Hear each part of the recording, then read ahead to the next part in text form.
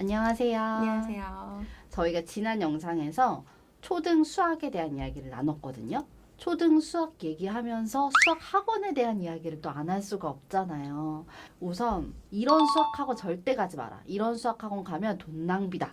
이거에 대해서 좀 얘기를 해주셨으면 좋겠거든요. 네. 일단 아이 성향에 맞는 학원을 보내야 되는데 아이의 성향에 맞는다는 건 대형 학원이냐 중형 학원이냐 이제 1대1 맞춤형 학원이냐인데 이 아이가 좀 경쟁이 필요한 아이고 그런 것에 희열을 느끼는 아이고 친구들이랑 같이 가는 게 좋은 아이라고 해서 꼭 대형 학원이 맞지 않을 수도 있어요.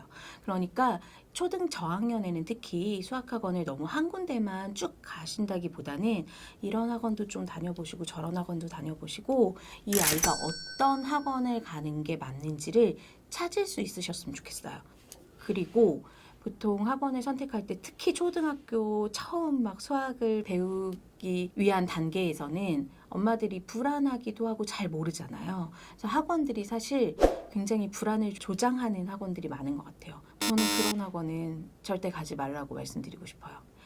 이 아이가 지금 배우진 않았지만 충분히 가능성 있고 아직 어머니 시간이 많아요. 할 수 있는 게 많아요. 같이 공부할 수 있어요. 라고 용기와 희망을 주는 그런 학원을 보내셨으면 좋겠습니다. 학원이 이 아이 성향에 맞는지 좀 파악해서 선택을 했다면 이 학원의 선생님들이 이 아이의 성향을 잘 파악할 수 있는 선생님들이 계신지 알아야 되는데요. 처음에는 다 좋은 말씀들을 해주시니까 알기가 쉽지 않아요. 근데 저는 상담을 할 때 그런 선생님의 말씀 한마디 한마디가 우리는 이렇게 훌륭한 거 갖고 있으니까 너희 아이를 여기에 맞춰 이게 아니라 이 아이는 이렇게 훌륭한 아이니 우리의 좋은 커리큘럼과 같이 잘 갈 수 있어요라는 그 뉘앙스가 다르거든요. 그게 저는 그 학원의 원장님이나 학원의 마인드라고 생각해요. 그래서 그런 학원을 선택을 하셨으면 좋겠고요.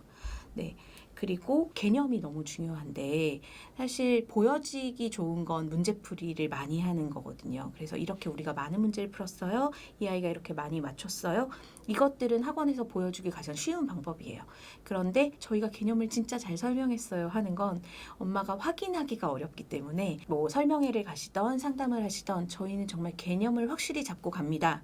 그런 말씀을 하시는 학원에 확인하세요. 그럼 개념을 어떤 식으로 설명하시는지, 어떻게 제가 확인할 수 있는지 이런 부분들에 대해서 대화를 하시다 보면 순간 당황하시는 분들도 계시거든요.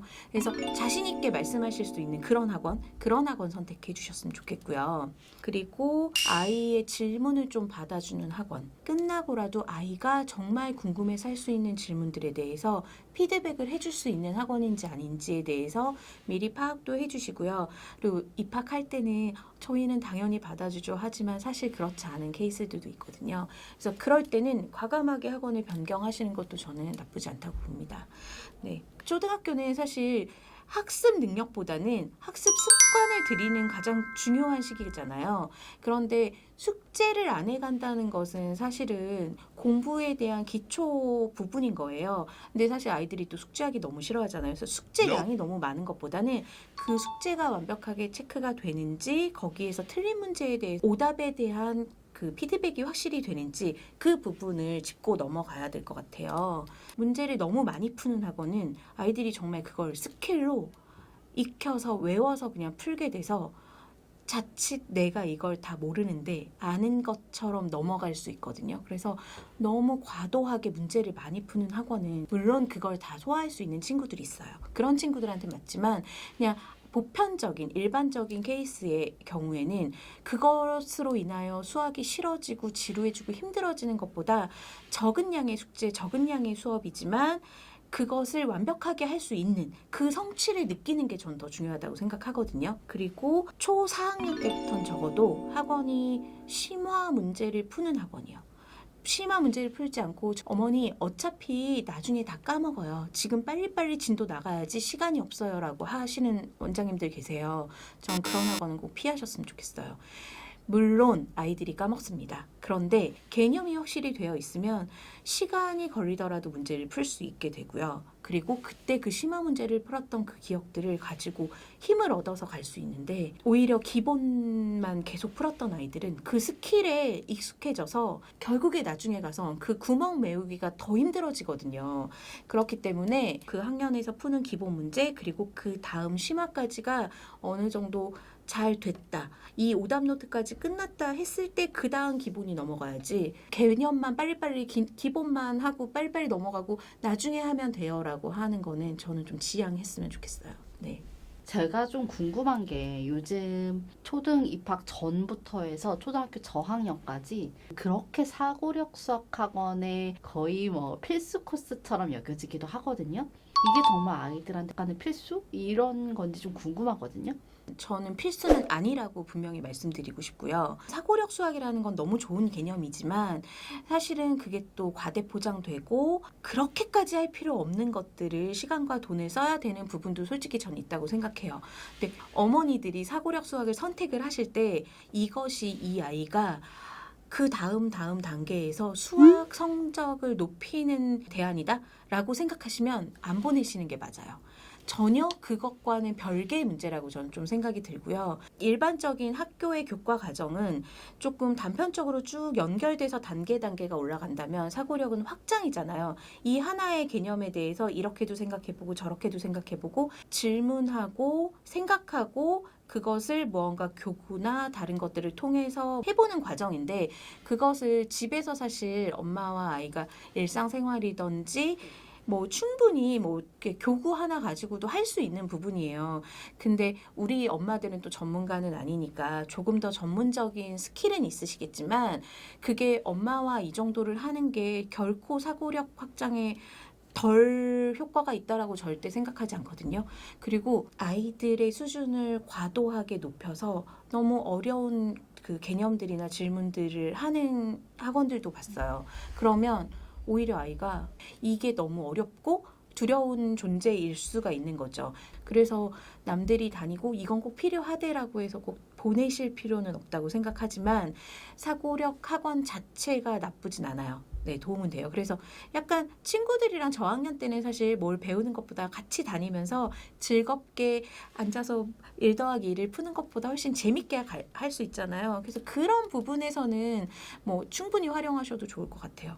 3학년 2학기, 4학년이 넘어가서는 이제 사고력보다는 그 현행에 집중하시고 그 이후에 이제 선행 개념을 가시는 게 더 맞고요.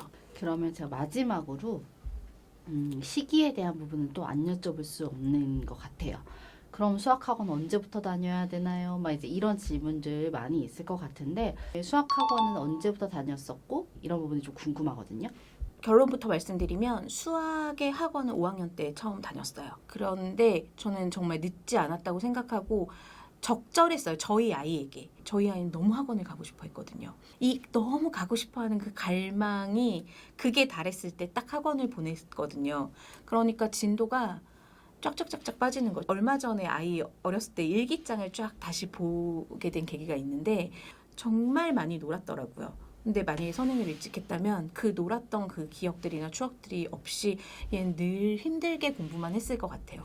그래서 저희 아이는 5학년 때부터 이제 현행부터 시작해서 선행을 이제 시작이 된 거고요. 그러면 우리 아이 6학년인데 아직 아무것도 안 했는데 어떡하죠? 괜찮습니다. 그러니까 중학교에 입학하기 전에 겨울방학에만 무언가를 시작해도 절대 늦지 않아요. 근데 그 전에 6학년까지의 초등 개념이 확실히 잡혀 있고 연산이 확실히 잡혀 있을 때의 기준이고요.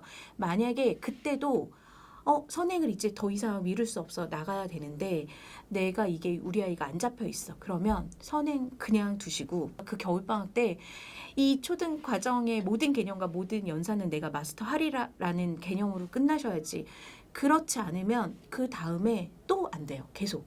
최소 근데 중학교 2학년이 되기 전에 1학년 겨울방학에는 그래도 한 학기 선행은 시작은 하셔야 된다고 봐요. 왜냐면 나중에는 정말 시간이 없고 해야 될 과목들도 많고 중2부터는 중간고사, 기말고사를 보기 때문에 선행을 나가고 싶어도 나갈 시간이 부족해요. 그런데 그것 때문에 이 기초 개념을 또 등한시하면 절대 안 되는 부분이고 만약에 그게 선행이 부족하다. 그러면 학기 중간 방학이 정말 중요해요. 그래서 방학 때 이번 방학만큼은 우리가 요거까지는 끝내자라는 개념으로 스케줄을 짜주셨으면 좋겠어요. 그래서 너무 선행에 힘들게 생각 안 하셔도 저는 좋을 거라고 생각합니다. 오늘 초등 수학학원 이런 곳은 꼭 피해라 라고 몇 가지 팁을 드렸습니다. 꼭 이 팁들 가져가시길 바라고요. 네, 영상 좋았다면 좋아요, 구독 눌러주세요. 그럼 다음 영상에서 만나요. 안녕.